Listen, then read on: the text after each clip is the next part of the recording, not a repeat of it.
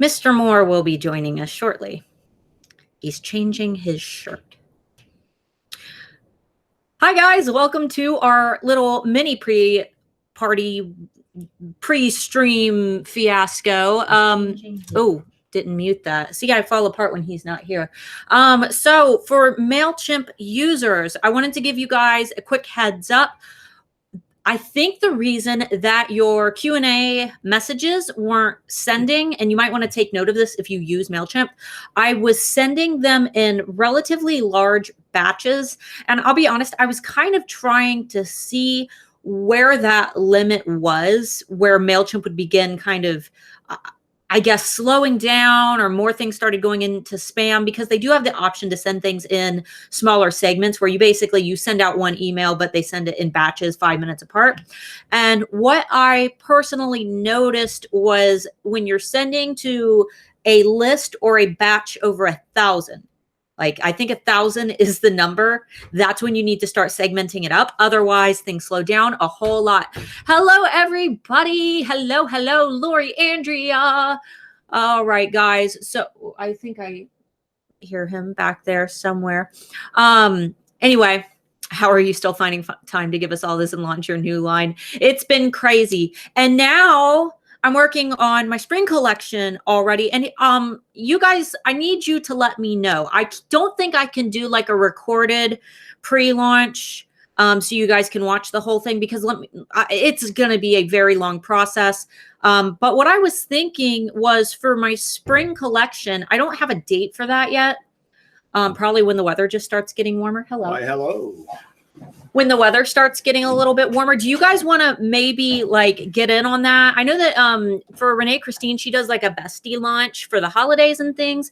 I don't think we'll all launch together, but I was thinking of maybe doing like weekly updates where we all kind of do the same thing. That way you guys can experiment with what I teach you today. And then if you actually have questions while you're doing it, because you guys can take notes today, but if you have questions while you're doing it, I was thinking that maybe if we all did it together and did a launch together, and then you could ask questions in the group and help each other, that might make things easier. So let me know if that's something that you guys would personally want to do. I think that it's a good idea, but I don't want to do it unless you guys actually want to. So let me know in the comments if that's something that you want to do. Launch together, pre-launch together. Maybe every week I'll give you guys like a task list of what you should be doing, the type of advertising, where you should be advertising, emails, what you should be sending out, so on and so forth. Okay, let's see. Andrea thinks it's a good idea. All right. Everybody thinks it's a good idea. Okay, cool. So we'll do that. In the meantime, guys, our little girl turned 6 years old yesterday. She's at school right now. And this weekend, we're going to go to the aquarium. So I won't be able to answer any comments tomorrow, but we'll catch up during the week. We're still kind of catching up on a lot of things. I have a couple video ideas that I want to work on because we didn't get to launch a video. The next video that I'm working on, I'm going to do a differences video between photographing outdoors versus using a light box. And I think I'm going to cut the screen in half.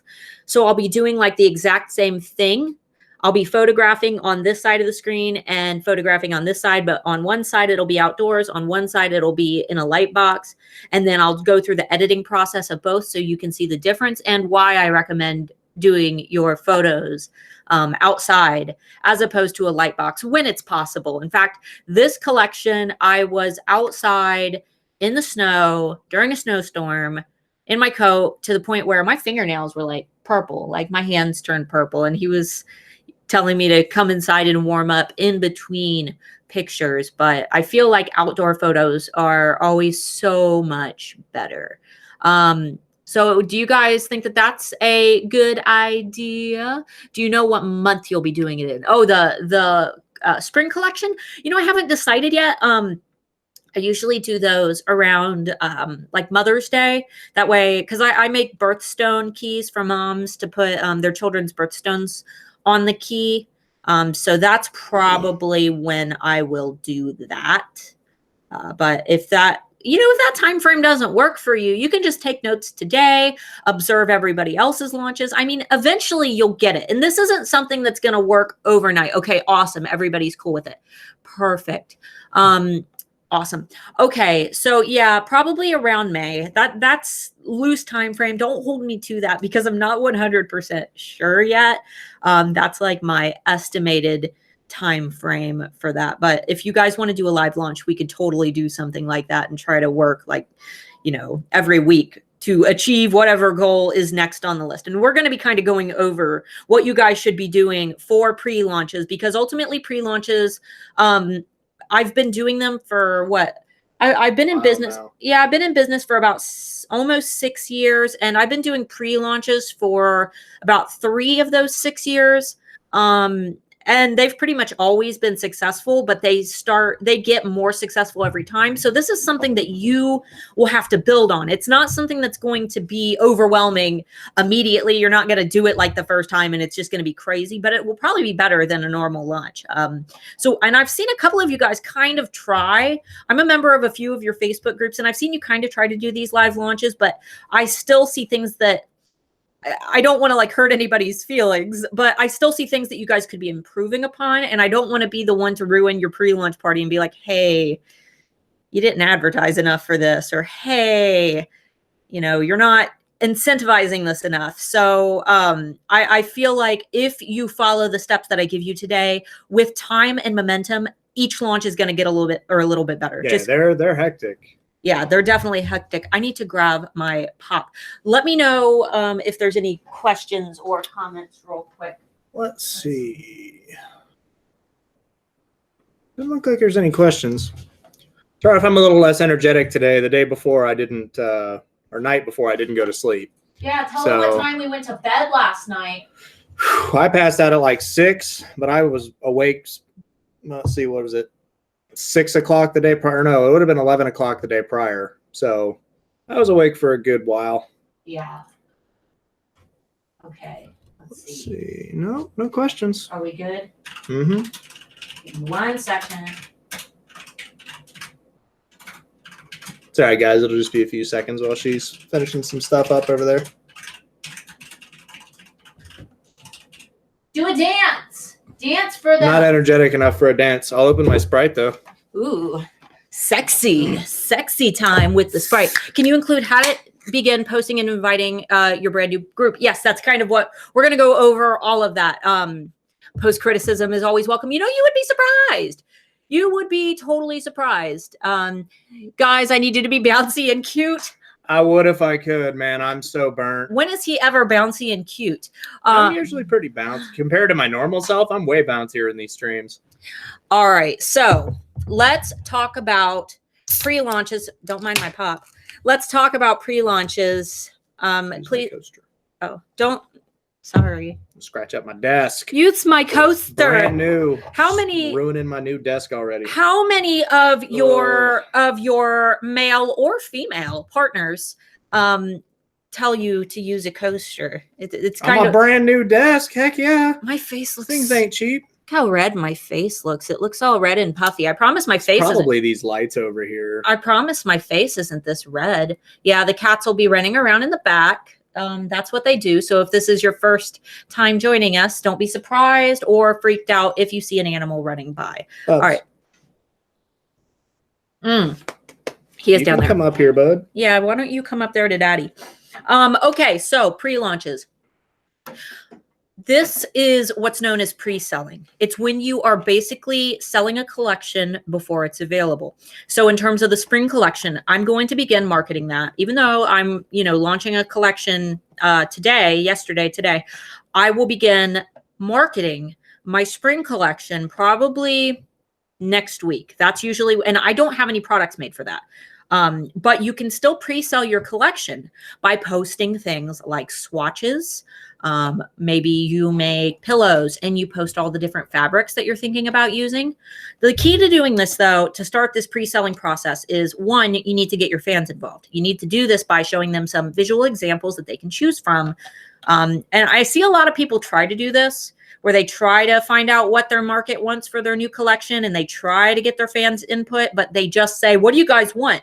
And if people don't have some type of visual example to grasp where they've already seen, what they have to choose from, most people either won't choose or they'll choose something that's out of the ballpark, doesn't align with, say you're doing a spring collection and someone says, make rhinos, and you're planning on doing flowers. It gets really confusing when you don't actually have some type of palette or visual example laid out for them. Or you could just do like a Facebook poll if you've got a Facebook group or some way to, actually do a poll or a survey. So get your fans involved immediately with the process. If they feel like they were involved in the creation, they are more apt to shop from the collection. You're kind of conditioning their minds several months before your collection actually launches. And then as you start building your collection, the next thing that you want to do is start posting work in progress photos, studio photos, supplies, you in your office, just super happy making products, saying, I'm making something awesome for you. Can't tell you what it is, but you don't want to show off like full photos of what you're doing. Don't show off the full product because it needs to be a secret. It needs to lay under this veil of mystery up until you're actually ready to launch and reveal those products. Otherwise, there's no incentive to go see that collection once it's in your shop. They need to actually remain under that veil of mystery so people are anticipating it and excited about it, So in the next few weeks after you've done your, you've teased your collection, you've gotten their like insights, I guess, about what type of materials or themes that they want you to do. You've posted some example photos for them. Then you want to start talking about the collection itself. I'm working on my blank collection. You can pre-order on X date. Now, in order to pre-order or to hold a pre-launch party, what I do for my pre-launches is I've got my Facebook group, and I know that a lot of you struggle to get people in your Facebook group. This is a great way to do that, to get people in there. Rather than advertising your shop or saying, sign up for my email list to get this collection, which it's always good to have people sign up to your email list, but you also want people in your group too, if you plan to do pre-launches. There are different benefits. Some people do really well with just doing an email list. I do really well with doing an email list that goes along with my collection. I talk about it when you think about a marketing funnel. I always talk about the pre-launch being, or the group and the email list almost being like an hourglass, where it's a funnel on both sides, but people who are in my email list will get funneled into my Facebook group. And if you flip it over, people who are in my Facebook group can equally be funneled into my Facebook community. And Denise said, how soon do you do this before launch? I start advertising my collection usually about 2 months before it, but you could stretch that out. Most people launch collections like seasonally. So for a year, you could start advertising a collection right after your, previous one launches, as long as you're still marketing the collection that's currently in your shop. So what I do when I start actually advertising my collection, usually at that 2-month mark, is I talk about the name of the collection, but I say, to gain access to this collection, you need to join my VIP Facebook group. Or the only way you can access this collection is by joining my VIP Facebook group. And this is where I host my collection launches, my pre-launches. And I don't even advertise my shop during this time. I don't put my shop link. I don't put my email list link into my marketing posts. I just market my Facebook group and get as many people in there as I can. Now, once they're in there, you have to keep them there. So you got to post like engaging topics, sneak peeks of what you're working on. My favorites are always post a picture of your cat today.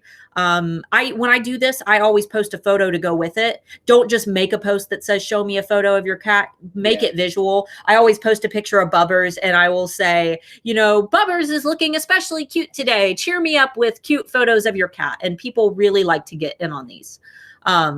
So here, we'll go. What is a good date for spring collection? It doesn't matter. Close to spring. There's no unless you make perfect date. products that are specifically like Mother's spring Day. Clothing, something Yeah. like that. Might want to get that out before spring, but Right. other than that, it's personal preference. Right. Some people start, I mean, we had a blizzard, the day before yesterday.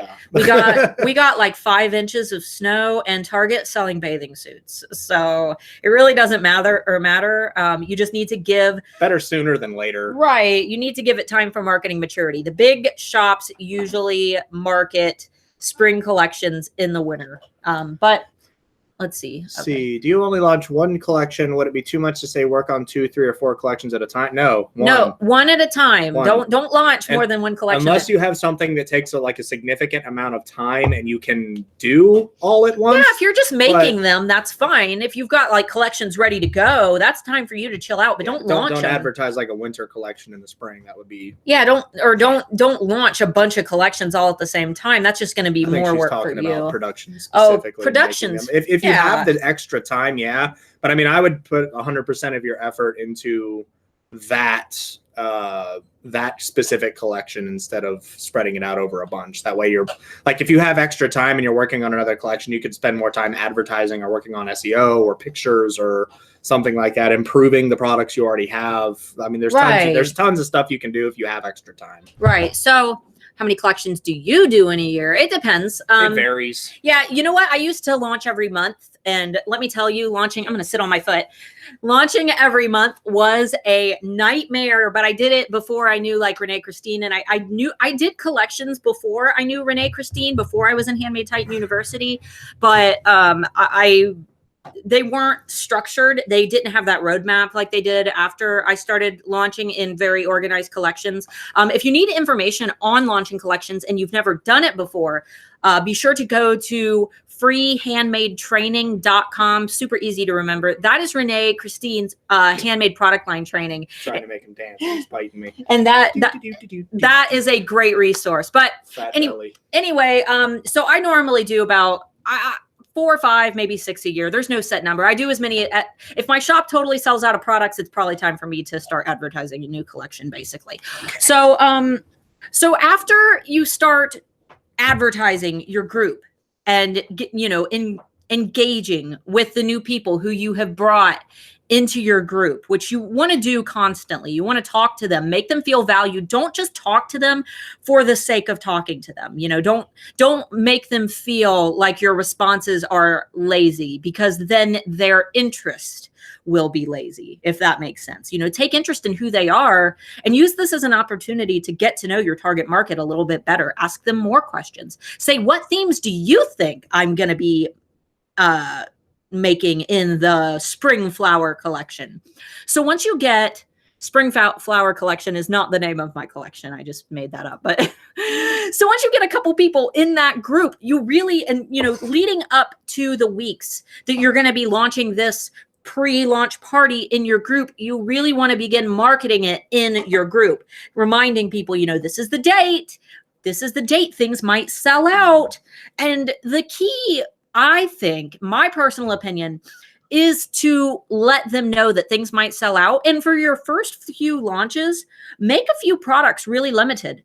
Make these the products that you don't necessarily want to be base product lines in your shop, maybe products that you don't plan to remake, or maybe they were just a pain in the butt for you to make and they take a lot of time. Make a few products that probably will sell out, especially if you've got a decent fan base, because this serves as social proof. Now, what I mean by that is, and you can Google this term if you want more information on it, social proof. Basically, with social proof, you've got a group of people who are in your group during your pre-launch party, which we'll get into how to host all that next. But these people are watching products sell out. And because they're seeing everyone else doing it, they're more impulse to do it too. They're more impulse to buy because everyone else is buying. And when you say these might sell out, or if you know for certain, with some of my products, I know for certain, if I say, I know these products are going to sell out. For example, our winter collection, I know my target market, and dragons is like our #1 selling theme. Everyone really, really, really loves dragons. and we designed a dragon key that I believe we made 6 of. Yeah, Was it like 6? That. I think it was 6. Yeah, he actually 6 designed or that 9. key. It might have been 9. Yeah, and that key, because I knew that my fans, that it would sell out. It's not that one. Oh, no. The winter collection. Oh, yeah. Yeah, I knew that my fans would buy that up because they had been asking for a dragon themed key for a long time. So I made this key and it sold out within seconds. And that further supports social proof, or further supports my social proof for future launches, where I can say, well, last time I launched this key, it completely sold out in 30 seconds. So you better be here on this date at this time, because it's probably going to sell out again. So using those words are very powerful. Question? A lot of questions. Okay, let's go ahead and catch up, and then we'll get on to how to host that party. Mm-hmm. Nancy, with a brand new Facebook group with no followers, what content should we pre-post? When you have your new Facebook group, you want to post things that are very target market focused. You want to post things that people are going to want to engage with and respond to. One of the number one things that people love to talk about is themselves. So if you have an opportunity to ask them about themselves, their pets, their children, and that's great if you like make toys or, something that aligns with children or families. What are you cooking for dinner tonight? If you can think of something that aligns with your niche, even better. For example, my fans love animals, and that's why I do the show me your pets, because people love to brag about their pets. Or, I'm looking for a good book. What's your favorite book right now? What's your favorite show on Netflix right now? I really want a good movie tonight. And then when they comment, don't just let those comments sit. Reply to them. Say, wow, what's that about? Oh, your dog is so cute. Where did you get him? Is he a rescue? Make conversation with those people once you hook them. That way you start forming that very personal connection and you get to know them while they also gain trust in you. Next up. Andrea, do you do a sale on your old products to clear out your shop for the new collection? Sometimes, if you've got a lot of products that have been sitting around in your shop, it's never a bad idea to host a sale or give out a VIP coupon if you have a mailing list. If you don't want the whole world to use the coupon and you just want your mailing list to get it, like you don't want your whole shop to be rampaged by everybody who's liked your Facebook page, or, you could just do it for your VIPs. You could just hold a full Etsy sale. That way everyone who visits your shop can buy. Sometimes I do, sometimes I don't. Right now, for my next 2 or 3 collections, I probably will not personally, because we got wiped out for Christmas. It'll probably be a while before I hold a big sale. But if you need to move products that you just can't get rid of, absolutely hold a sale. Just make sure that you space it out a little bit before you launch your collection. That way it's not like, oh, this week we're doing a huge 80% off sale and next week there's going to be a new collection in the shop, because by then people just bought from you and they might not want to buy from you 2 weeks in a row, if that makes sense. So I usually space them out a little bit. Okay, we have quite a few That's questions. Fine. We're going to have to try to get through them. Wendy, so when you send your release email for a collection to your alphas, do you send the photos of your new collection in that email so they have first dibs, or do you just tell them to go to Etsy? When you send your release email, do you mean okay. Wendy Work Art, do you mean the pre-launch or the active collection? Because for a pre-launch party, what I typically do is I tease a few of the products, or I'll do like very close-up photos. I try not to reveal too much no matter what. Don't ever show them the full collection in an email. If you want to show 1 or 2 or a couple sneak peeks, close-ups, things like that, that's fine.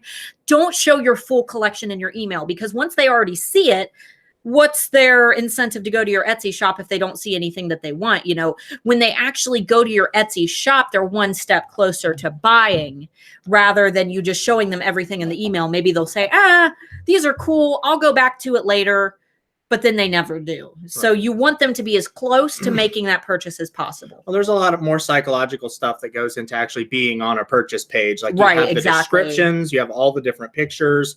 And if they see the price, they can associate more with the product. So sell a product you sell a product like jewelry, and say you just send an email with a bunch of pictures of everything in your release. People see that and they're like, oh, that's going to be expensive, I'll just pass. So you gotta get them to a point where they're expecting to want to be on that page, where you're not really tricking them, but at the same time you are. That's just kind of one of those I mean, psychological things that happens. Marketing is manipulative. That's literally That's what the you're point of marketing. people use the word manipulative and it has like a negative stigma, but that's literally what you're manipulating that's the exactly mind. what, like, if you weren't trying to get someone to buy your product, why would advertising even exist? Right. You're trying to find ways that are going to appeal to them psychologically. You're telling someone, hey, you have this issue or this hole in your life that I want to fill. Right. Here's my thing for it. That's what advertising is. Giggity. All right, Rugged Color. She's doing it this week. Giving me all kind of crap last week. All right. Anyway, Rugged Colors, how did your Christmas sale go on using the Etsy on sale app? Really, really well. My Talk about Black Friday. Black Friday. So I'm still trying to recover from it. We were packing orders. It took us a while. how many days were we packing orders? Way too many. Like 12 hours a day for like 4 days straight. It was pretty intense. But yes, Black Friday. Recovering supply wise, like we ran out of most of everything. Yeah, it was crazy. Yeah, it was nuts. All right, so where was it? Should Facebook groups be public or closed? Closed. You don't want people to just glance at your group.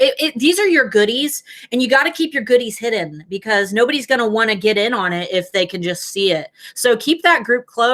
Keep it so that, they have to join to see what's going on in there. This is your secret club. Only the cool kids can get in, So you got to, people are very, very quick to try to get in on a secret. Nobody likes a secret that they're not involved in. So when you're talking about your secret group, you want that to be a closed community that they actually have to, request to join to see what's going on in there. So many questions. We have more questions than when we started. Okay, we're going to try our best. Do you have a limit, a set limit for pre-launch and then extras for your shop? No, absolutely not. I don't make extras. If they sell out, that's social proof. You want things to sell out. In fact, that's another one of those authority things that you can push. And 10-piece collections, usually when I do a product line and I'm launching it, normally people do 10-piece collections, 10-piece product lines is what Renee Christine teaches. For a pre-launch, I do about 20 different products. Now, this is just me. You guys, I'm not telling you guys that you have to do 20 different products because I know if you make quilts, that's going to be hard. But for me, I do 20 different products because I know at least half of those are going to sell out during the pre-launch. I need stock to go in my shop. Does that make sense? So Right. You don't need to hold back stock for a pre-launch. And if for some reason you sell out, that's another way to push your customers over to your Facebook group and to your email list to get them to come to those pre-launches, which just makes it where things are going to sell out even more. Right. Last time these all sold out. And then if you want to remake those products later and relaunch them, something that sold out immediately, you can forever say the last time I launched these, they completely sold out in X minutes, Yeah, so like the last 5 products that we did, the most expensive, they all sold out in less than 10 seconds. Yeah. And the one that the one that I made, the Slytherin key and the Patronus theme, those sold out, I think, within 2 seconds. Like the second they posted, they were gone. Yeah. So And that's a part of knowing your market. For example, for spring this year, I know that everybody's asking me for more dragons because I've only got a couple dragon keys left in my shop, and that's my biggest seller. So for spring, obviously that's a cue that I need to make a lot more dragon keys for springtime. That's what everybody wants. But because I know that dragons is that hot topic, when I start advertising that collection, I'm going to say, this collection will inevitably sell out. And that's what gets people into the group. When you say that they're only going to launch here in my group because they'll sell out before they hit Etsy, it's powerful. This little hair just keeps floating in front of us. All right, Denise, about how many group members should you have to really make it work? I think that it's not necessarily numbers. I don't think that there's strength in numbers when it comes to groups. I think it's the quality of your members. So if you've got 100 just amazing members who are always commenting and talking and sharing, and you're encouraging them to share pictures and they love your work, then you could totally pull it off. But if you've got 10,000 members that never post, never comment, they don't give a crap about you or your products, they're just there because someone added them to the group and they don't care about anything that you're posting, then no, it's not going to be successful. That's why it's so important to engage with them constantly. One of the things that I like to do is hold group exclusive giveaways where I host a giveaway that I advertise it on my Facebook page, but I say the only way to enter it is to join my Facebook group. You can join here, and then I pin that giveaway to the top of my Facebook wall so they can find it easily right when they join. And that's a really great incentive to get people in your group. Do you make one of everything in your collection, and as customers order, then you make more? No. Everything is made before we do the pre-launch, and the only things that aren't done are the customizations. Mm-hmm. All right. Yeah, it gets really hard, especially say that I gave like an unlimited quantity, like, oh, you can buy there. I put quantity 100 of my dragon keys and all 100 sold out. Like, yay, that would be great. But if they're not already made, then we got to sit and make them. Then we can pack them after we message them and do it. It's too much. Right. Way too much. Have everything done before your launch, unless it's something that requires to be made after the fact. Right. Or if you, which is going to be very few of you. Right. See how many of each product you have available to buy during live launch. All of them. Yeah, they're everything that I've made is available during a live launch. I specifically make some products more limited than others so they can sell out. I purposely let things sell out. But other things I do higher quantities of. That way I've got them in stock for my shop because I don't want everything to sell out. Otherwise, it's almost like I don't have anything to show for all the work that I've done. Though I've made money on the launch, I don't have any stock left in my shop to generate more sales over the next few months. So if at all possible, try to make multiple quantities of things. That way you can at least have some stock in your shop. Domestic product post would imagine that if you start marketing while working on a collection, you can use the response to specific products to gauge interest, market, better plan quantities. Yeah, absolutely. Definitely. That's a huge part of researching your target market, knowing what they want. Even big companies do that. Right. And if I'm designing, for example, like with the dragon key that we were talking about, if I'm designing that key and I post a sneak peek and that sneak peek gets, 600 likes and 150 comments and, oh man, I'm going to buy that. When can I buy that? When's it going to be available? I know, oh crap, I should probably make more of these than everything else. And if I'm already in production, it makes making more a little bit easier if I have the supplies to do so. Right. Like, for instance, in video game development, one of the recent games that was announced, Red Dead 2, a lot of people were asking for a Battlegrounds feature, like PlayerUnknown's Battlegrounds, Fortnite, something like that. And a lot of the people that hadn't played a game before were like, yeah, that's really cool. But all the fans were saying, no, you're not releasing the game for like 8 more months. None of us want to see that. Please don't put that in the game. And the studio came out and said, we're not interested in doing that. Just like people said, there's no innovation in doing something else. So gauging reaction negatively can also be beneficial if you're doing something that a lot of people don't like. Yeah, or they say not interested in, or hey, I'd rather you pay more attention to this than that. Then you can use that to gauge responses as well. It's not just the positives; it can also be good for the negatives. Yeah, well. Sometimes I show 2 pictures. I'll show a picture of a dragon and a unicorn, and I'll say, which do you like more?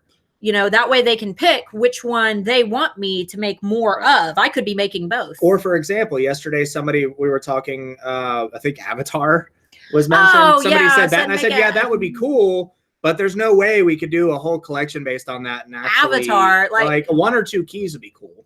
Yeah, somebody wanted a whole Avatar themed. I don't like a launch wouldn't do well, but one specific product for a few people, like if we made like 10 of them, that would probably be good. Yeah, that would fill the niche. But but that's like such a narrow niche. You can't. Here's the thing that I think a lot of people do is they take one comment, one suggestion seriously. And then they theme a whole set of things on that, or they completely change their collection that they're already working on based on someone's feedback. But you can't just look at one. For example, I've got a lot of people who say that I should make zodiac themed keys or astrological signs. And the thing about that, despite the fact that I've gotten feedback on it, I know that collection is going to be really hard for me because there are 12 different astrological signs. That would mean that I would need 12 individual products and then stock behind each of those products. Yeah, I'm good. The time to make that collection would be impossible. Despite the fact that I have people asking for it, it's too hard for me. So even when people give you feedback, keep feedback in mind. But if something is out of the stars for you or doesn't align with your brand message, if somebody asked me to make a collection that's all pink and cute and teddy bears, I would take their suggestion with a grain of salt because a collection like that would not do well for my niche. So though one person in my niche wants that, I'm not going to apply that to my whole collection because the majority of my niche wouldn't be into it. Sorry for all the ranting we did. Sorry. There. Beth D, how many VIPs are there presently? Quite a few. How many VIPs? Oh, in my group, almost 3,000 right now. But that number, I've only had my group for 2 years. So, and I've pretty much gotten all my members into my group by hosting giveaways and holding these pre-launches where they can only gain access to products for pre-launches. So that kind of shows you how quickly, because I think 3,000 members in 3 years is pretty powerful. You know, when you're a small brand. So. Raf and Beth, any tips on how to get customers to join your Facebook group when first starting? My customers are not very interactive with Facebook, but they like to watch my page. Had someone say this exact thing to me today. I think we kind of went over that just previously, the types of things that you should post. Just make sure that make sure that you're posting content that allows people to kind of talk about themselves and their interests, because and then interact. Yeah, and then interact. So give people an opportunity to brag. People love nothing more than to talk about themselves and their pets and their passions and their interests. And they love it when you're interested in their interests. Jennifer K, I sell planner stickers, so I literally have hundreds of products available each month I can put in my shop. How would you suggest breaking them down into collections or launches? Theme them. If you did a spring collection, make your planner stickers floral with cute little flowers and woodland creatures. Summer collection, do beach balls. Like if you're really prompt on having a lot of products in your shop, I would say, have all the general ones that you always have in there and keep them stocked. A base product line. And then when you do your launches, that will be separate from what you already have in your shop. The stuff that you know is going to sell and it's going to sell well and possibly even sell out. You sell stickers, so I imagine it probably doesn't take as much time as it does for us to make things. But just keep your stock shopped with what you always have. Yeah. And then just do your launches on top of that. And if you go to freehandmadetraining.com, Renee Christine goes over this very, very well if you need help with actually building a product line. A lot of it, for example, she talks about having like neutrals in your shop, and this confuses a lot of people, like neutral colors and things. For example, a neutral for me might be a key that has a dragon on it, because dragons are a neutral topic in my niche because almost everybody likes them. You have to kind of make neutrals apply to you, if that makes any sense at all. Neutral color for me might be blue. Neutral theme for me might be a heart. You have to make that neutral apply to you kind of in an abstract way if your product isn't color specific. Where's your nifty checklist for those of us who need to see things written down in your VIP group? Is it better to post as yourself or as a page? Okay, so 2 different questions. Where's your nifty checklist to write things down? Okay, wait. We have what problem do your keys solve? Oh, what problem do your keys solve? Wanting a piece of jewelry, Sandy. Fantasy jewelry. Yeah, for me, the key serves as a token or a reminder, that they're in control of their own life. They get to apply their own message to the key, but that key is supposed to connect them with those childlike dreams that we have that we tend to lose when we're an adult. That is the imprinted message that I have given to my branding. So you can do that with any brand. You just have to give it a purpose. It can't just say, oh, I make necklaces because they're pretty. Give your brand a purpose, and that's what's going to make it powerful. All right, and then so on to that question. Where is your nifty checklist for those of us who need to see things written down? I don't have one for this, but if we do this live launch thing in the spring, I might consider making some printables for you guys to make things easier. All right. In your VIP group, is it better to post as yourself or as your page? I like posting as myself because I like having my own profile picture there where they can see my face, and it feels much more personal when it's yourself. I recommend doing it as yourself. If, for any reason you don't want to do that, it probably won't hurt you too much, but I see the best results in posting as a person, because generally people, if they're shopping on Etsy, they want to connect with people. So you want people to connect with you and your brand personality. And it's a little bit easier to do that when they can see your face. We've talked about smile psychology quite a bit, so I won't go over that again today. All right, Esli. So actually a spring collection can be one-of-a-kind designs if they seek out not replicating designs. I mean, not replicating designs. You could do a couple one-of-a-kind designs, but I mean, The only shops that I've ever seen that are truly ridiculously, insanely successful with one-of-a-kind products do exactly what I'm talking about. They gain that hype, they do the pre-sale, they sell out in minutes. Their shop is pretty much always empty because they're constantly pre-selling. One-of-a-kind products are really hard to build on because you can't build SEO on it. You cannot build good SEO on one-of-a-kind products. And people get really mad at me when I say that, but you have to generate sales in order to build. It's different for a new shop, and by new shop I mean like even considering us, like less than 15 to 20,000 sales. You know, people that don't have that huge hype monster behind everything that they do. Once you get to that point, one-of-a-kinds are fine because you have a group of, you probably have 10, 15, 20,000 fanatical people who are like, I will give you everything I own for that piece, you know? Right. Like, one-of-a-kind products aren't for the new business, or definitely not for the very, very, very small businesses. And we're not trying to discourage you or anything, because we were one-of-a-kind shop for 2 years. And I'm just telling you from experience, it's very, very hard because you can't rank with good SEO when your products aren't selling and you're, able to renew that listing over and over again. And the most successful one-of-a-kind shops that I have seen do this pre-selling tactic that we're talking about today. So you have to make it work for you if you're going to go that route. So basically you're only listing the leftovers in your shop after pre-launch, basically. Yes. That is it. I'm launching the leftovers. How do you estimate how many pieces you will actually sell? Pattern and analysis over time. Yeah, you just have to kind of recognize what people are responding to the most. You have to launch a couple times. Honestly, with our launch yesterday, it did so well. We probably could have done another 10 or 15 keys and sold them all. And same with Black Friday, or not Black Friday. The winter collection, the Frozen Fantasy collection. That collection for example, that one's a really easy one to gauge because I mostly did dragons for that collection. That's why I'm doing another dragon theme collection for the spring.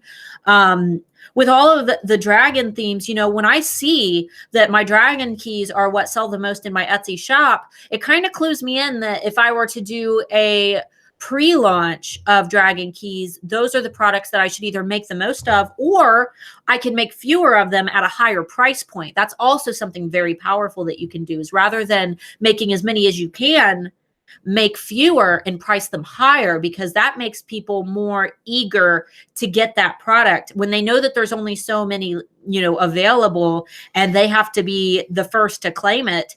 Otherwise they're going to lose it. The price point doesn't become the end game for them. They're more worried about getting the product than they are from the price. Now, that doesn't mean price outrageously, $10,000. Your product isn't, worth what you're asking for it.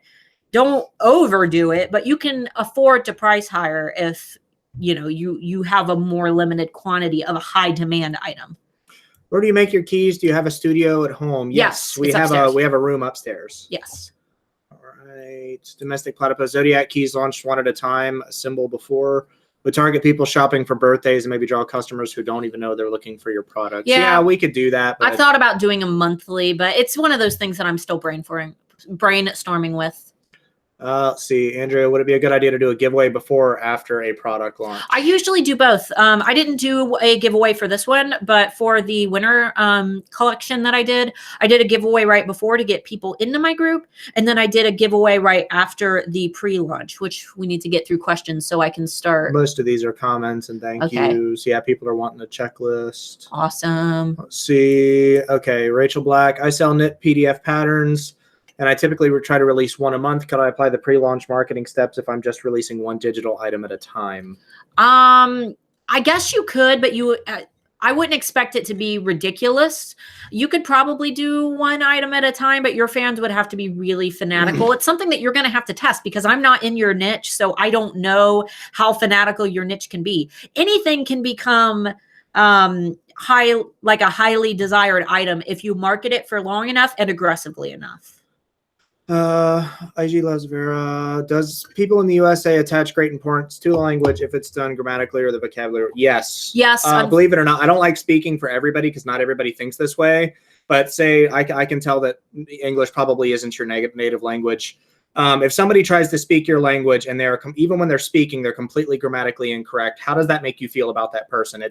They might not be someone who's less intelligent, but your brain is automatically going to tell you that this person is less intelligent, or And this that's person psychological. it's entirely unpreventable. Not everybody thinks like that, but a good majority of people think that way. And especially if you're looking at a product listing, like it's not really that hard to get somebody to translate stuff for you that understands both languages. Yeah, and you know what? If you need help translating things, post something in the Handmade Alpha Facebook community, and everyone Somebody would be might help you out. right. If your target market is in the US and you're really trying to target us, and maybe you just don't know the word for something that's really gonna pop, feel free to post suggestions. And we don't want anyone to think that we're trying to talk badly on anyone, or no, but the thing is if you're trying to translate English and you don't know English very well, it's going to look bad upon you. And if you're trying to use your language and use Etsy's translator, I think personally that's even worse, because their built-in language translation is horrible. Yeah, it's really Google's, don't trust Google's either. It's also really bad. Yeah. Like if anything, find a cheap translator. I'm sure there's a translator online that you can find. Maybe Fiverr. Does Fiverr do that? Yeah. I bet you could find one on Fiverr, or just post in the Handmade Alpha Facebook community, and I'm sure that someone would be willing to help out. But the thing is, he's talking about his products, or you're not going to want people to sit there and constantly translate products. You're going to want to find somebody to pay that'll actually do translations for you. Yeah, Fiverr.com. You could probably find someone for about $5 to do it if you need help with that. Elena, do you have a Facebook business page and the VIP group? Yes, I have both of them. Let's see. Let me understand. If you have a key with an elephant on it, you have more than one or not? Yes, I would have more than one. For sure. More than one key. All right, we need to hurry up and try. We're getting close to the end. You keep ranting. Okay. Camille, do you worry about limiting your income potential by doing limited edition keys in the Harry Potter collection? I'm scared to do limited edition, miss out on the potential bestseller. Wizardry collection. But yes, no, yes and no. Here's the thing. Doing keys, when you know that they're going to sell out, it's best to have a price in mind that you want to make. So for example, if I have a key that I know for sure is going to sell out, I put a set number on it, and then I price it based on what I want to make as a whole. So say that we'll say I make 5 dragon keys at $50 each. When I think about how much I want to make all together, I will price them based on how much I want to make. So it almost just depends. Yes, you're limiting your income, but the social proof that you're building is going to equal out more in the long run, because it doesn't matter if you have 50 products, or we'll just say, I meant to say 5 products. It doesn't matter if you have 50 or 5 products. Holy crap, the questions. Just nonstop. It doesn't matter. It's a Q&A. It doesn't matter if you have 50 products, if you're selling them at $50 each, if nobody wants to buy them, if you haven't created that hype for people to jump out and get them by using that scarcity aspect, then who's to say that any of those 50 will sell? So I'm not telling you guys that this is how you have to do it. I'm sharing with you how I do it to see if it will help any of you, if this is something that you guys would want to try for your own businesses. So I'm not saying this is the only way to do things. I'm just sharing with you what works for me. Yeah. And you have to keep in mind, like if you're selling a product for like $100 and you have a couple hundred of them in your shop, people are going to look at that and say, why is this worth $100? If they're able to they're a smaller shop, they're able to reproduce this so many times. Why is it worth that value? So you're giving a justice to the value. All right. I'm going to go ahead and go on. And there are still it's fine. 15 I'm going to go on because we're going to run out of time to actually talk about the launch We might party. not be able to get to all questions today. We've been kind of slammed with questions. Well, we're not missing. We're going to do our best to catch back up, but I really want to get to you guys, tell you guys how to do the pre-launch itself. So for the actual pre-launch, when you're ready, it is the day, it is the time that you have set for your pre-launch. This is where people get confused, because they say, well, how do you make these products available to only the people in your group? And at one time, what I did was I posted photos of the products and I told them to comment sold.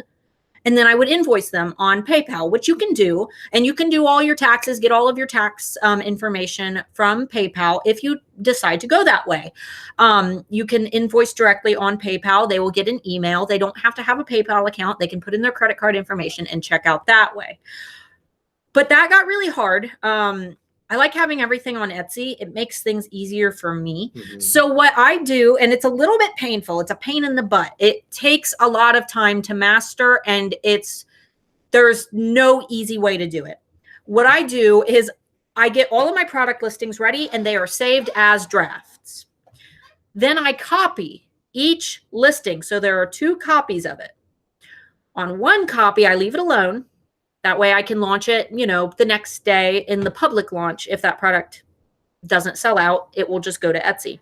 On the other one though, I don't delete the thumbnail. I move the thumbnail back, and the thumbnail I change to a private listing. It's usually just a black screen that says VIPs only, or do not buy unless you're a VIP, private listing, something that the average shopper clicking on your shop isn't going to just click on and purchase. You want this to be private, closed, that they won't be impulse to click on. Right. And before we get any questions about it, if somebody buys one of those when they're on the page like that, we refund them and tell them that they're for VIPs only. Right.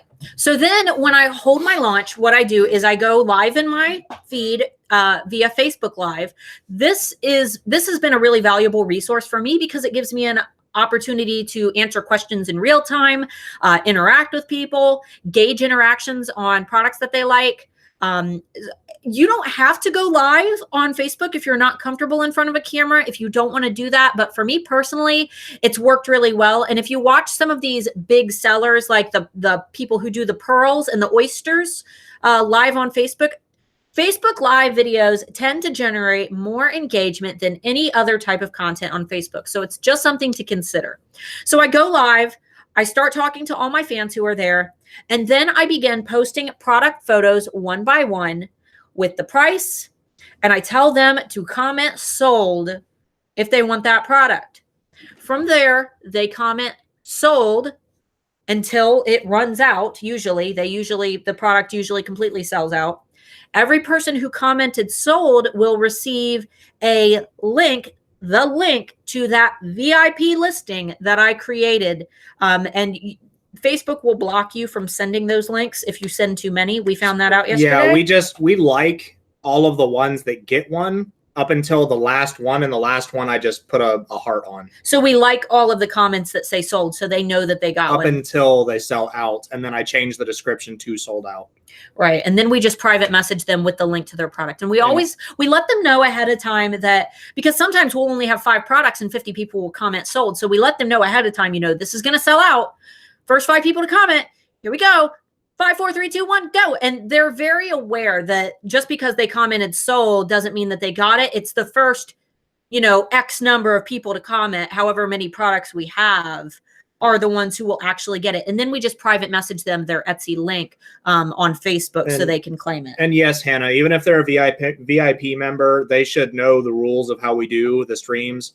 If they buy them and they are a VIP and they didn't comment sold, they weren't sent a link, it doesn't belong to them. They didn't claim the product. That's how we do these launches. So yes, if one of the VIP members knows about the sale, goes in, does it, we treat them the same as anybody else. Now everybody gets it's fair treatment. Right. And it's like a game. A way that, it is like a game, and you have to play it like a game because people love to be competitive. And here's the one thing that I know I'm going to get a question on if I don't say it now. Why don't I just post a link? They already posted that question. Yeah. Why don't you just post the link in the photo description when you post it? Because people want to fill their cart.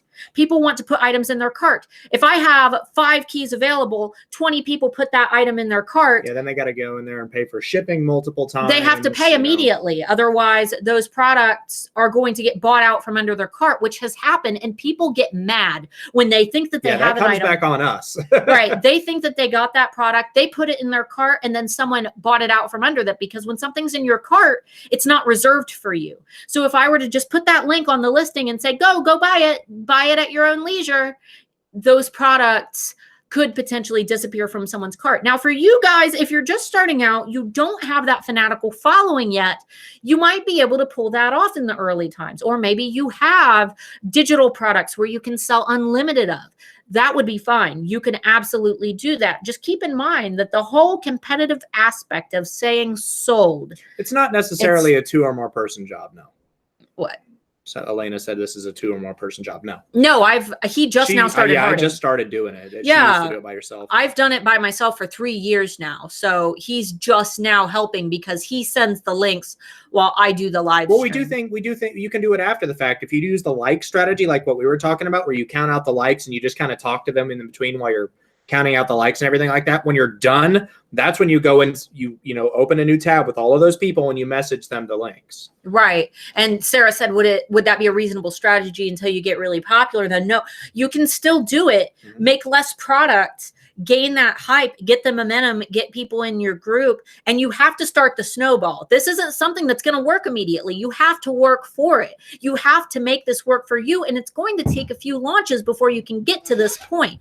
I'm giving you guys, the seeds. You have to take them. You have to plant them. You have to water them. You have to tend to them. I can't do that for you, but I'm telling you exactly how I started, how I did it, and what it's led to. So, Andrea said you're creating an auction time atmosphere without the auction. Exactly. You're creating a sense of urgency. Exactly. And nothing works more in marketing than creating a sense of I want that, and I'm not going to be able to get it if I don't get it right now. Exactly. Which is why freemium games are the highest money making industry in the world. So go ahead and scroll up. Let's try to catch up on some comments. And that's pretty much it, guys. And then the day after, for example, like today, that's when I would launch the full collection, whatever's left over. And I let people know, if somebody didn't pay their invoice by midnight, these products will re-release in my shop on the following day, which we did. That's what we do. We launch everything that's left over or things that weren't paid for. Because sometimes if there's like one left, we'll use it like a giveaway. Yeah, I usually keep. Like sometimes I keep a couple back to use for future giveaways and things. But most of the time, I just launch everything in my shop the next day, and then I've got a little bit of stock. So.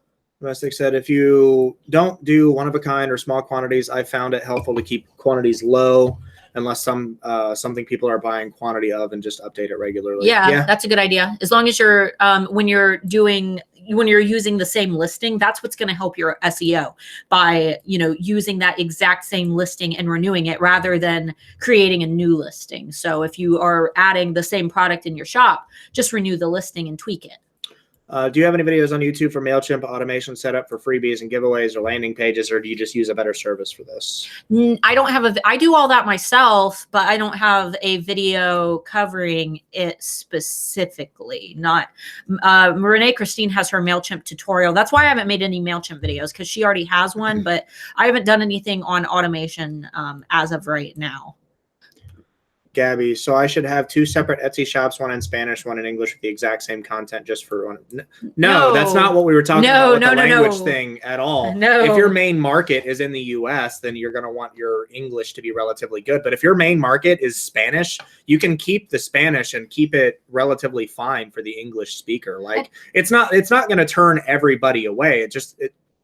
It's kind of a convoluted question, honestly, because when it comes to language, it depends on the product. Like if I'm buying some kind of cool tech piece on Etsy or something like that, and the language is just terrible, my brain tells me that this person isn't intelligent and it's probably not going to work very well. It doesn't mean it's true. I'm just saying that that's what my brain automatically thinks. But if you're selling something that's going to be primarily for Spanish speakers, then it doesn't really matter. And in all reality, if you're talking about descriptions, you could have an English and a Spanish description. You know what? We have, I think she's an alpha. We have a French Canadian fan who does her descriptions in both languages. She has her French version and her English version because she wants to appeal to both markets. And I think that works really well. So if you have the ability to do both, or, you speak fluently in both languages and you don't need to, hire out a translator, that might be a really great option for you. And like I said before, like I don't want this to be a witch hunt in the comments or anyone get upset. This is an entirely a subjective kind of thing. It's not right. We don't everybody thinks of things and looks at things differently. Right. We don't want anyone to think that we have anything against anyone, but typically it's almost the same as when someone gets your name wrong. You automatically discredit them. Like, ugh. You automatically kind of discredit them before they've even had an opportunity. And grammar tends to be the same way with a lot of people. And it might not be that they even know that you're translating. They might have no idea. They might think that you speak English and you're just don't. Most people have no idea it's been translated. Right. And a lot of people just think that you are, that you're in the US and you just don't have good grammar, and they might associate that with an intelligence issue or something like that, so just be careful. Let's see here. Blah, blah. I received a note, an order requesting feedback. It starts out, my dear. That's big in, I think India is my dear. I'm not going to get into that. That's usually what all my spam emails are titled as. So I would all the avoid. guys that hit her up on Instagram, it always starts out with like, "Hey dear, Hey, dear. sexy, Hey, sexy, spelled SEXII. Cindy Martin." Man, some people are so blunt. Anyway, Cindy, struggling whether or not to have a Facebook group for memorial jewelry, or is it a more somber topic? Your thoughts? Cindy, I think that's entirely personal preference. I think we kind of talked about that a little bit in the past, Cindy. What I would do is use that as a way, use your group not just as a way to sell jewelry. Don't make them feel like it's just a way to sell your jewelry. Use it as a way to allow them to memorialize their fans. For example, I'm a member of a Chihuahua Facebook group, and I know that this is really silly. It's a really silly way to connect this, but I'm a member of a Chihuahua Facebook group that mainly just for people to post that their Chihuahua has passed away. And it's almost a support system where everyone will, encourage each other. So if you were to create almost a community where people can actually use it as a resource where they could go to it to talk to others who have just recently lost a loved one, where they can find support, where your group is actually useful to them. And that gives you a greater purpose than just selling a product. It connects you, it allows you to connect with other people on a really intimate level. And I think that we talked a little bit last time we talked about funeral home etiquette and the way that you're supposed to talk to people after someone has passed away. That's something I personally did because a lot of my products are purchased as memorial pieces. I actually did a lot of research on how to approach and speak to someone who is grieving for that purpose. In fact, I've lost everyone in my family other than my mom. My dad's not really around, but my mom and he's not. Anyway. Yeah, one grandma, and she's not really around either. So I don't really have anyone in my family. I've watched them all pass away, and I can speak from experience that it is a touchy subject because when you're in that state, you're not really susceptible to a lot of feedback from people, I guess, or conversations, but there's an elegance to it, and you just kind of have to learn to talk to those type of people. And there are forums and resources. I would definitely take a look into that. Ranty. Just trying to promise a total adrenaline rush. Yeah, things go so fast.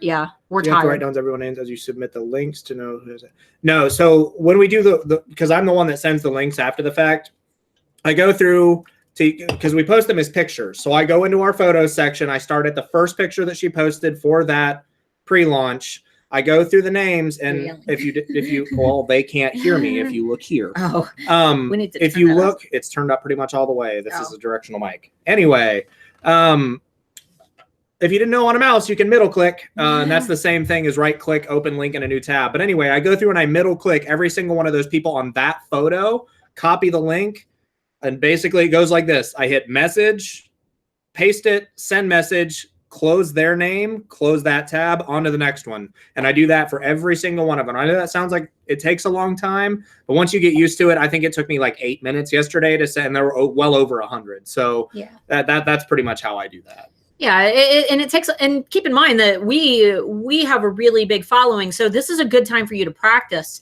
If you're following smaller, because it almost grows with you. So you're going to grow as your fan base grows. That's why it's good to start doing things like this now, so you can get some practice runs out of the way.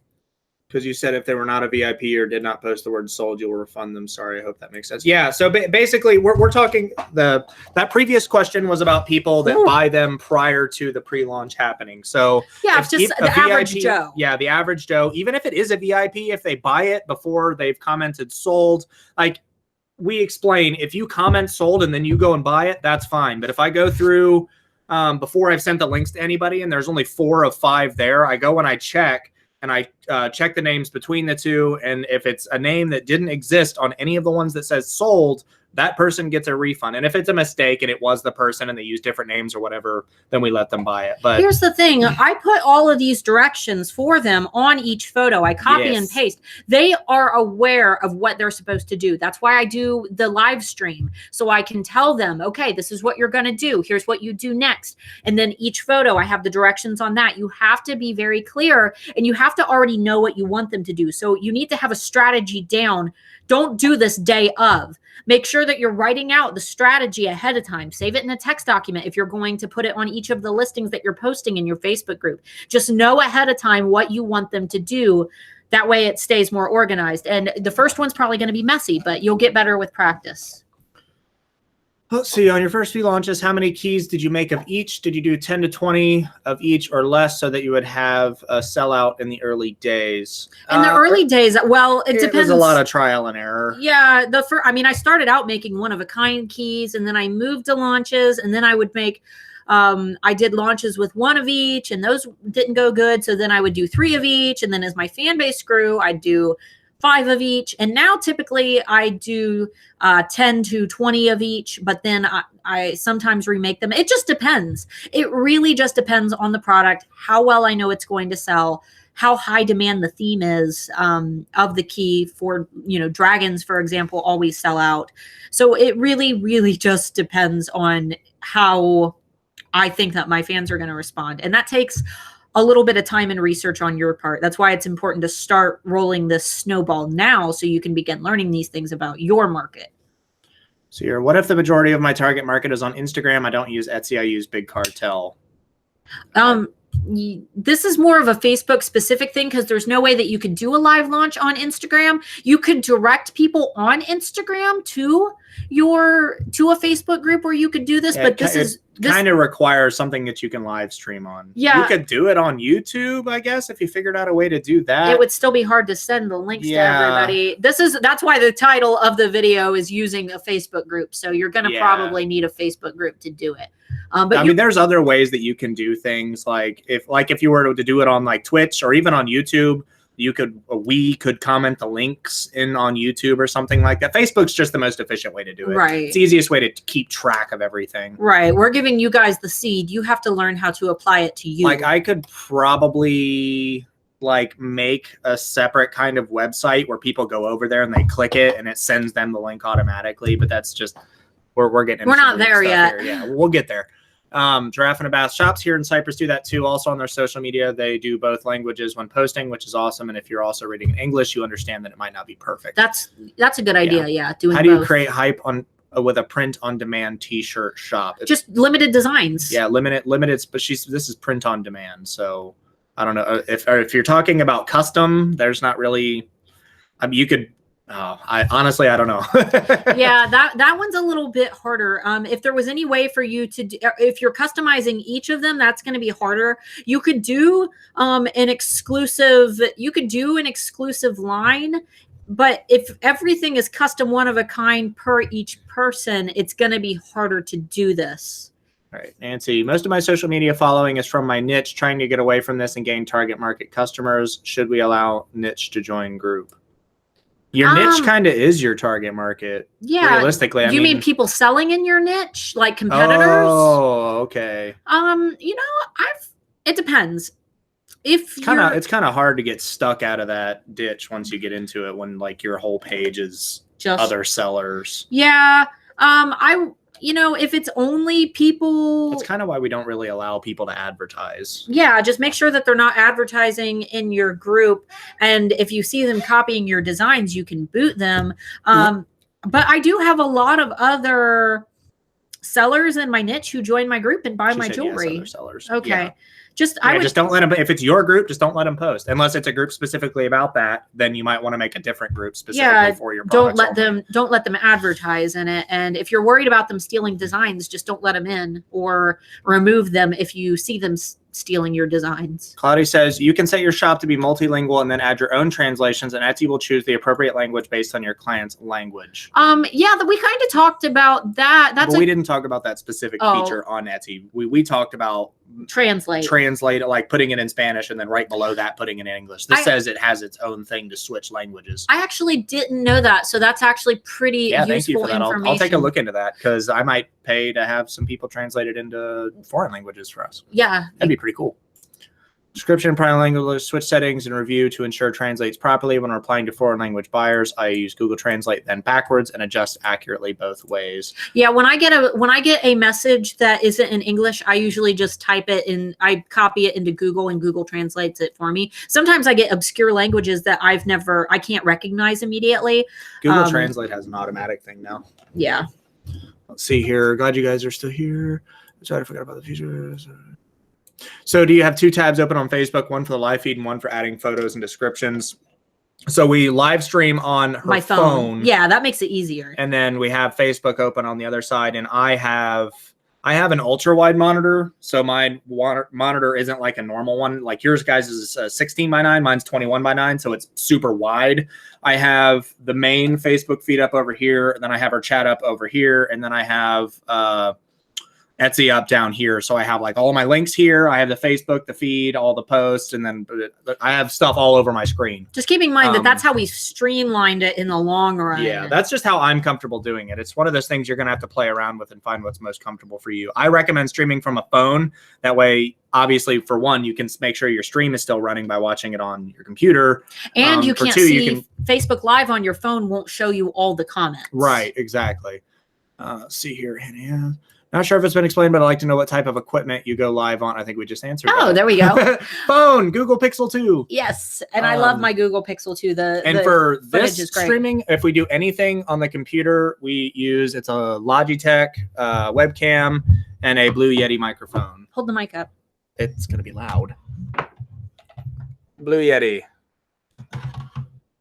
There we go. There's that. A lot of people have asked us what we use to stream on YouTube, so that's why. Yeah, we'll go over like a full studio tour with all of our equipment when we're done. My Blue Yeti was a gift from a certain blonde-haired fairy that most of us know that I won't mention by name. Domestic Platypus said print on demand equals set quantities low. Yeah, that's a good idea. Yeah, that's Domestic Platypus made our awesome. And he also said for print on demand, also Twitter and Instagram #marketing. Yeah, that's a good idea. Sandy, how hard is it to sell out of this country? Does Etsy figure shipping? You have to do that on your own. I would post in the Handmade Alpha Facebook community if you need help with shipping internationally. Platypus already answered that. Yes. Let's see here. Thank you, sir. We need a new computer. Mark, what would you say is the best for your money? That is an entirely subjective question. I can't really answer that based on something like that. I would go with something that's not a mainstream brand, so don't get anything Dell, HP, anything like that. If you are going to get a brand specific thing, something by Asus is almost always going to be good. Check reviews. Honestly, like you should know what specs you need, how much RAM you need, how much space you need, what kind of processor you need, what kind of graphics card you need. It's one of those things you kind of got to do research on. If you just want something basic, get yourself a basic desktop computer. If you can, I always recommend a desktop over a laptop. They're almost always going to be better and cheaper in the long run. And if you can, and people are going to disagree with me on this, for price to performance, building your own computer is always going to be better than buying a pre-made most of the time. Sometimes when there's sales, they can be more beneficial to buy them pre-made, but then you get all the bloat software and crap that you really don't want. So if you want to maybe send an email to us with what specifically you need the computer, what all you do on that computer, I can maybe narrow down something for you. But for the most part, pre-builts are going to be best. If not, get something by Asus. Yeah. Some of Acer's high-end gaming stuff is pretty good too, oddly enough. And yeah, Tamara said building your own PC is super easy. I mean, I've built all of my own computers. We've got 3 right now. We've got 3. Yeah, we've got 3 right now. And when a bunch of other stuff is done, we have 2 or 3 more that we're going to be building. I'm going to build one for our living room. Building computers is pretty simple. Yeah.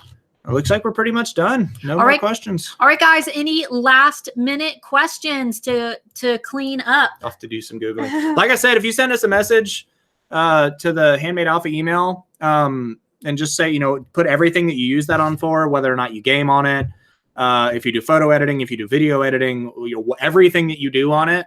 And then I can try to narrow down some specifics on what I recommend you at least have as far as RAM, processor, memory, all that kind of stuff. Do you have a recommended Linux or Unix build? Want to switch back to PC? I don't want to get into this today. Want to switch back to PC, but can't stomach that evil Microsoft is built into Windows 10. Windows 10 is only bad if you don't know how to troubleshoot it. I don't personally like Linux or Unix. They're great for what they are, but I game, so I don't use them.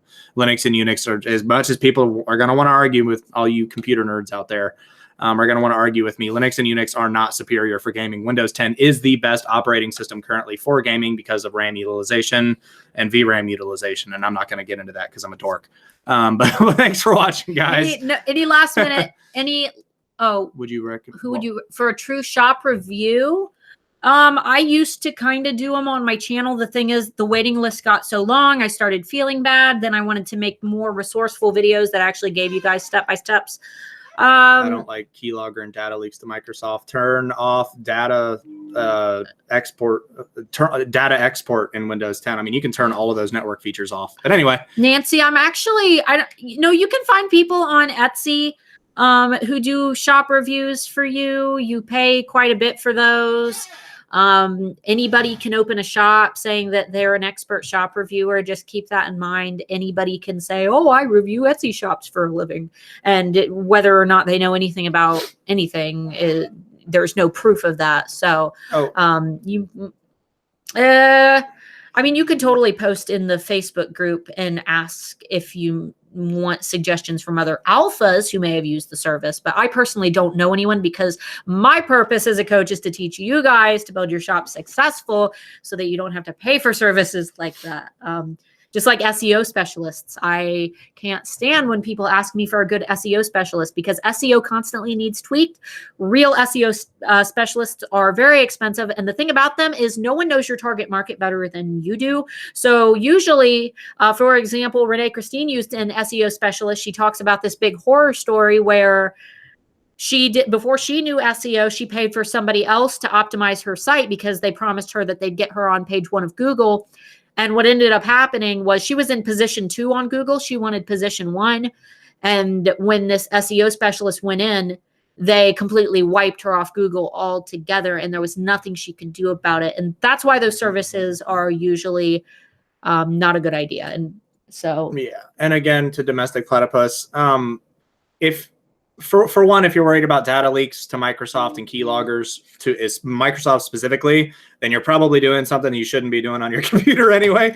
But if you're really worried about that, learn how to registry edit and turn off the features that you can't normally turn off just by switching them to off. You can edit your registry to do that. Also, for any of you that do things on your computer that you don't want anybody else to see, use a VPN. Get something like TunnelBear. We're not sponsored by them. Get something like TunnelBear VPN service and turn all the features off that you want. And the majority of your information can't get out without your permission anyway after that. So, boopy-doopy-doo. All right, guys, any last minute questions, or are we good to go eat lunch? What should we I'm starving. What should we go have for lunch? Our little girl's going to get off the bus. And I think because she fell asleep at like 6:30 last night, and I felt really bad because her bedtime's not till 8:30 and it was her birthday. I mean, she got to eat 2 sushi rolls. So yeah, she did. She's 6 and she's eating sushi. She ate not raw. But not raw. She doesn't get anything raw. She had crab and shrimp.